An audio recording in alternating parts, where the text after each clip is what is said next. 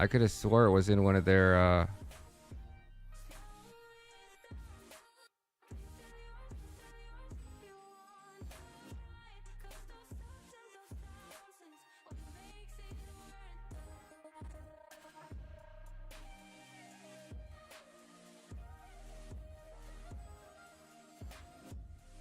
I wonder if I can search for what's in the text there and pull it up that way.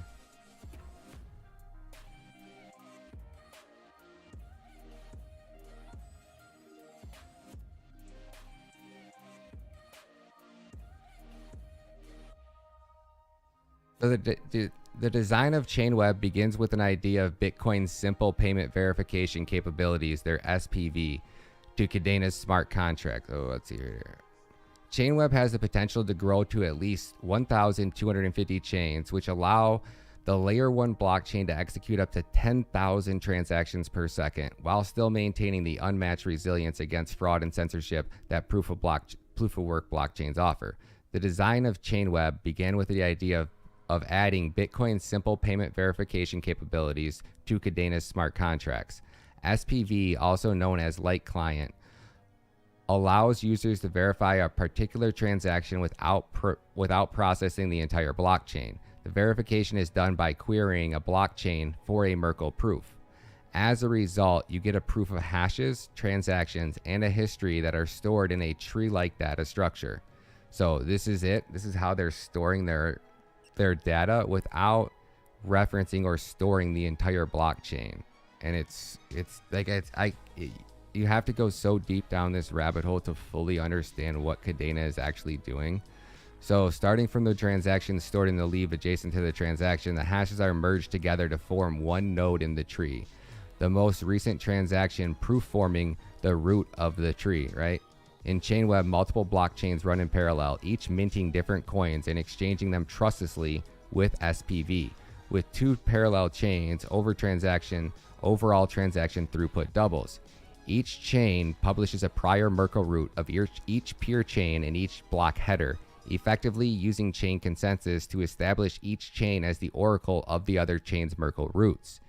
The native Kadena token can be moved from chain to chain via SPV, and to achieve a single view transaction history across all chain, each chain hashes the Merkle roots of its peer chain into its own chain and then inspects the roots to validate that the branches do not diverge. It's effing brilliant, dude. It's like the baddest ass thing and these dweebs on here are trying to talk about like some avalanche subset nodes or supersets on Polygon, like they're gonna do it. It's like, shit, dude. You got like understand what blockchain is and how crazily, insanely advanced this blockchain is compared to anything else in the industry. Because they did it with proof of work, right? That is the skin in the game. That's what makes it. And they figured out, and that allows them to scale, right? Out to 1,000 blockchains without using any more hash power. So do you guys understand like how much, I know you guys all do, right? I'm just talking to the people that aren't in the squad, you know? That. And this is when I really started to question like what we are watching on YouTube, like what are the crypto media outlets talking about? Because like we're all supposed to be in like this WAGMI style, right? And this is how a proof of stake blockchain ends up being structured, right? This is like one of the best memes I've ever seen, right? So it says like Vitalik Buterin at the top, like he's the king. It says Ethereum is not decentralized. It has a ruling class and can never be a neutral currency. And they're 100% right on that, right? Like Ethereum cannot be a currency. I mean, it can be traded as same thing with like gold or oil or, you know, for whatever, but it's just to think that in the long term, like this is going to be the answer. It's just not, you know? So it's crazy to think that like this is getting so much attention when the attention should be on, okay, like if this happens, like what is the network turning into? Like, how do you consider that to be decentralized? You just don't, you know? You could say like, kind of argue to the point where it got to a certain point. So it kind of became like it started decentral and that's what you want the money to be. But there was a huge pre-mine and there was a huge amount sold to inside investors at day one. So I don't know how that falls into place, you know?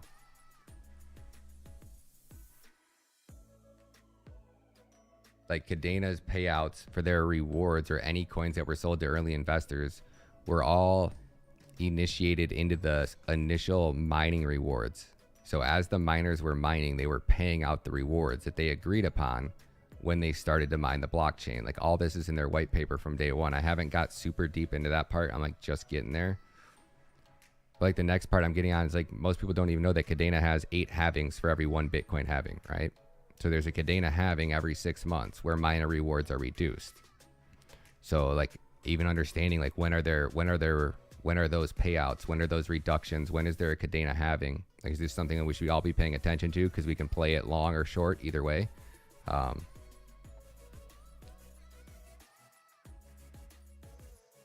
I could just sit here and read this. Like I don't even know if I've got through all of them yet. Payment channels and side chains. Shoot, we'll do this one of these things. I just wanted to get on here and gas this up with you. I would read through this whole thing right now with you guys, but I suck at reading, so it'd be painful. I need to read it like 4 or 5 times in private really quick, and then we'll dice. I'll actually probably rewrite it. I'll take it and actually have to rewrite it so I can actually read it. A lot of this stuff so far above my head, but it's like the more I learn and the more you start to like just question yourself, like if I don't understand something here, it's actually not that bad. Like once you get an understanding, like you can actually grasp your head around what the blockchain is actually doing. You can kind of visualize it a little bit. A lot of it's still way over my head, but the more I read and the more I learn, it's like I'm putting 2 and 2 together. I'm starting to understand how the blockchain's actually being built, and the more you learn about it, the more fascinating it is. And that's why you see people like, you know, you're not graduating with a master's degree, magna cum laude, summa cum laude from, you know, the biggest Ivy League schools in the world. Like those are the people that write the books that teach us things, right? And that's what the Kadena blockchain is attracting. Not just a couple of them. Like there's like 4 or 5 people like that, you know, for what they do, like they're coders, like they're the best in the world, and they're all coming together to like try to pool. Like, I mean, the dude who invented blockchain, like the co-inventor of blockchain himself, is working and building on Kadena because it's like been his life's work, right? And he wants to leave that legacy to the world. And what better blockchain to help you lead that legacy to the world than the Kadena blockchain, you know? Because there's no other technology out there that could ever even, they're all just centralized no matter how you look at it. Or they can't scale, or they can't evolve, or they have to try to shill us some hopium, but you know, it's pretty freaking cool, dude, right? 90 people in the live, only 24 likes. Let's go, Gino. Thanks, homie. I appreciate that. Freaking absolutely mind-blowing, right? And then just take a look at like their Twitter, right? Like I'm super big on how Twitters are evolving and how fast communities are growing, because this will be a one sign. Like there's another 2K, right? Almost gaining 1 to 2K followers a day. That's bonkers.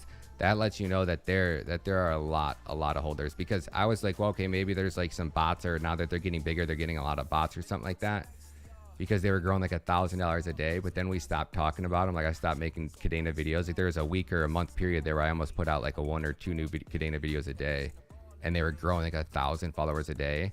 And I was like, oh, maybe it's bots or something like that. But then we stopped talking about them, and it kind of slowed down again. And then all of a sudden, the last couple of days, we started making videos, and they're gaining 1,000 a day again. I think that those are real people that are learning about Kadena, that are starting to come over here on Twitter and follow them. And then, you know, once they're getting followed, once you start learning about Kadena, it forces you to educate yourself about blockchain, because you've been shilled so much hopium that everybody is like numb to that hopium right now. Like they're wanting to learn so that they don't be the person that's holding on to the Cardano or the XRP next bull run that just stalls, right? Like nothing's worse than that feeling. And that's what really gave me the kick in the ass this time, was betting way too big on Cardano. And then when smart contracts didn't turn on, because I understood how the ecosystems evolved, right? We all knew what was, Cardano would have done great as far as price wise if those smart contracts would have turned on, and those hundreds of projects would have been up producing transactions, because that's what adds value to a coin, right? At the end of the day, it's all about transactions, period. And that's why these other blockchains will fail, because no matter how they do whatever their roll-ups or their titty twister, Johnny, Jimmy's, you know, best friend's buddy's got an idea, he's got a guy, you know, moped compression algorithms. Like what in the hell is all this crap, you know? So like, nobody trust anything. Nobody should trust anybody. Not even what I'm telling you, right? Like, that's what I keep preaching. Like, I don't want you guys to go buy Kadena because you're watching my video. I want you to go to try to prove to yourself why you're holding on to anything else in your crypto wallet versus Kadena. That would be my number one thing. If I couldn't come in here and tell you what a Merkle rollup is, or a Merkle root, or at the very least what a hash is, or how to make a Bitcoin wallet from scratch, like, those are two things that you'll force yourself to learn so much about blockchain just trying to teach yourself those two things. What is an actual hash? How are blockchains braided together? And how can I make a Bitcoin wallet from scratch? You answer those three questions, you know,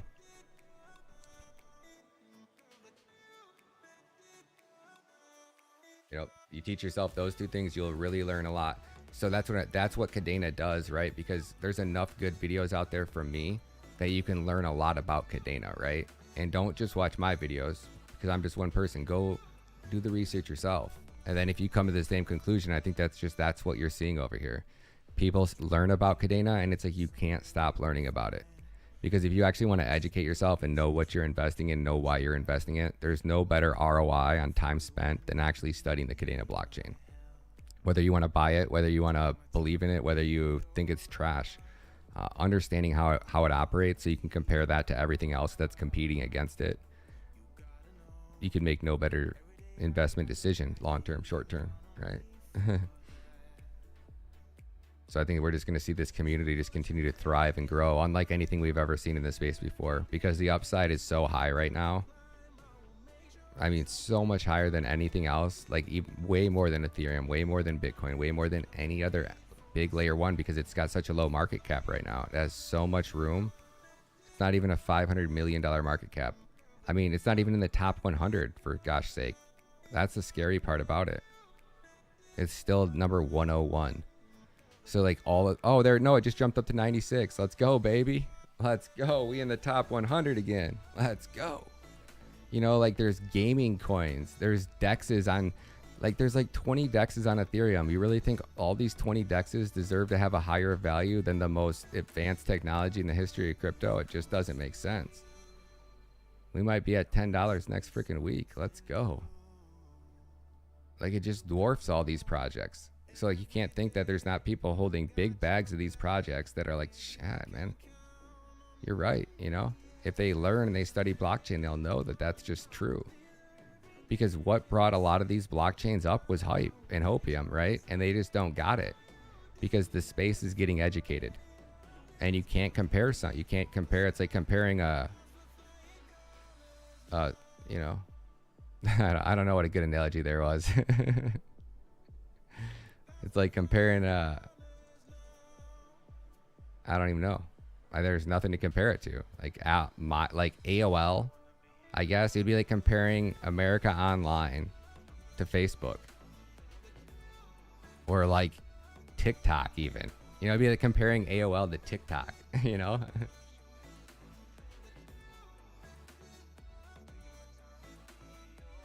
I wouldn't even say that. I would say it's like comparing AOL to like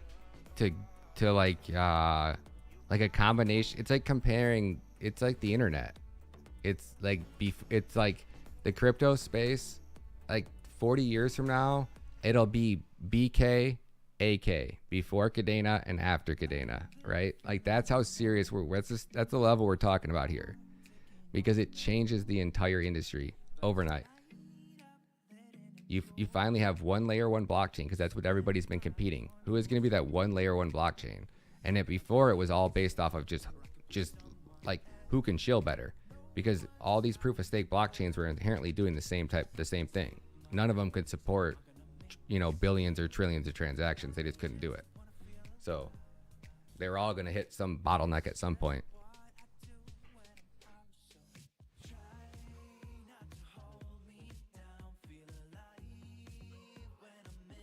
Like it's just it's the most energy efficient store of hard money, of pure money.